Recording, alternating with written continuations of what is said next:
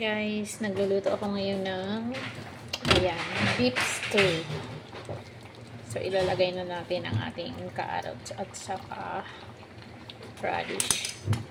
Yung ano na to guys, beef stew is may tendon siya. Kaya ganyan siya. Sobrang lambot guys. Naka-low heat lang siya pero ganito kalambot. Ito kasi yung gusto. Kasi nilagyan ko siya ng radish guys. Kasi ang radish pangpawala lang sa ito na siya.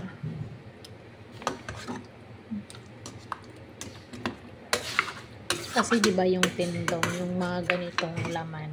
Ayan. Sobrang lambot.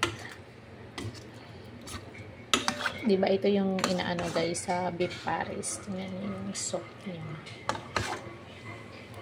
Lambot talaga nito guys. So ito lang yung aking recipe. I-share ko sa inyo. Hindi ko na inano yung whole video nito pero gagawa ako nito ng whole video soon.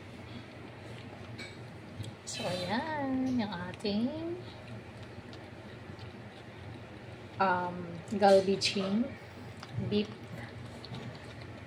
Yung sobrang lambot na ang ating beef. So ayan. And kumukulo pa ang ating beef. So yan lang guys. Please subscribe my YouTube channel, Carded Viudamix Vlog. Kaya ko siya hinuli yung ating radish kasi diba baka madurog siya sa kalambutan. So habang nakaloki maluluto din yan.